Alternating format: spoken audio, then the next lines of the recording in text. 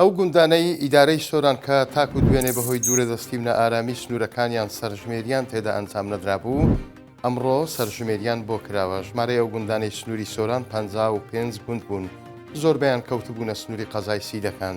هەژار بەهرام ستونی بەڕێوەبەری ئاماری ئیدارەی سۆران بە 1964 ڕاگەیاند کێشەی سەرژمێریکردن لە هیچ گوندێکیان نەماوە و تیشی ئەو گوندانەی کەمێک نزیک بوون تیمەکان سەردانیان کردن، ئەوانەشی دوورەدەست بوون.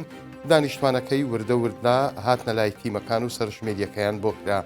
وەک باس ئەکرێت هەمان حاڵەت لە بەشێکی گوندەکانی بناری قەندیلیش هەبووە. بۆ ئەمەش ئاوات ساڵح عەلی بەڕێوەبەری ئاماری پشدەر بۆ 1964 ئەوەی ڕەت کردەوە کە هیچ کێشە و گرفتێکیان لە گوندەکانی سنووری بناری قەندیل بۆ سەرژمێری هەبوو بێت، بەڵکو ئەڵێت هەموو گوندەکانی سنووری بناری قەندیل بەبێ گرفتن و بەبێ کێشەش سەرژمێریان بۆ کراوە و تەواو بووە.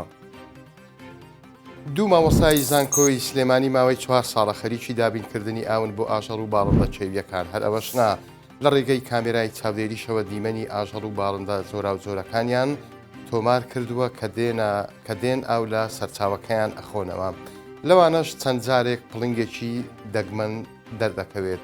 مامۆستا سۆران حەماعەلی ئەحمەد لە زانکۆی سلێمانی کۆلیژی زانست بەشی زیندەوەرزانی یەکێک لەو مامۆستایانەیە. بە 1964 وێت بەهۆی گۆڕانکاریەکانی کەش و هەوا وشکە ساڵی و هۆکارەکانی دیکە یەکێک لەو کێشانەی ڕوبەڕووی چێویەکان بوویەوە بە پێی داتا و توێژینەوەکانی خۆیان کەمبوونەوەی سەرچاوە ئاویە سروشتیەکان بووە، بۆیە ئەوانیش هاتوون ئەم کارەیان ئەنجامداوە وتیشی لەو شوێنانەی کارمان کردووە بۆ دروستکردنی سەرچاوە ئاویەکان بە هاوکاری دانیشتوانی ناوچەکە لە ماوەی 4 ساڵی ڕابردوودا چەندین شوێن ئاوی لێدابین کراوە و بەردەوامیش لە ڕێگای کامێرای چاودێریەوە ئاژەڵ و باڵندەکانمان تۆمار کردوون.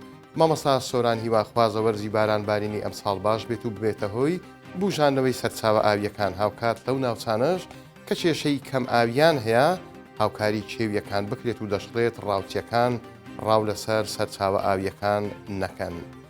قەدەغەی هاتوچۆ بۆ سەرژمێری ژینگەی پاک و جوان ڕاگرتووە، بەڵام نرخی تەماتەی بەرز کردوتەوە. نرخی هەر کیلۆیەکی بە زیاتر لە 1000 دینار ئێستا لە بازاڕەکان ئەفرۆشێت.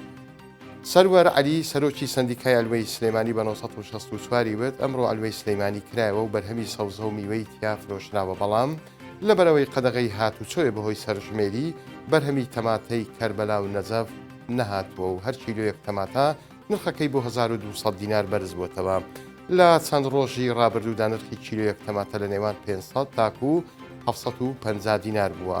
لە ڕۆژی پێنجی ئەم مانگە وەزارەتی کشتتوکاڵ بڕیاریدا بە هەڵگرتنی باز و قەدەغە لەسەر تەماتەی هاوردە بەمەش نرخی 1 کیلۆ تەماتە لە 1500 دینارەوە دابەزی بۆ نزیکەی 700 دینار. مانجێک دەبێت لە شێوەی کانی ئاو لە بن ستونێکی کارەبای شۆستەی تەنیشت قەڵای هەولێر دێتە دەرەوە. ئاوەکە بە خەسار ئەچێت و تێکەڵ بە ئاوی ئاوەڕۆژ ئەبێت. دوای ئەوەی پەیامنێری 1964 لە هەولێر دیمەنی ئەو ئاوەی بینی بە دوواداچوونی بۆ کرد. لەگەڵ ڕابەر حوسێن بەڕێوەبەری ئاوی هەولێر قسەی کرد. ئەو وتی هیچ بۆڕیەکی ئاوی شاری هەولێر بەو شوێنەدا ناڕوات، بۆیە نازانن ئەو ئاوە لەکوێوە دێت و بۆ کوێش ئەچێ. بڕیاریشە ڕۆژی شەمەیان یەکشەممە تیمەکانی ئاوی هەولێر بە دوواداچوون بۆ ئەم بابەتە بکەن و بۆ کارەکەی بدۆزنەوە. کاتێکی خۆش بۆ هەموو لایەکان.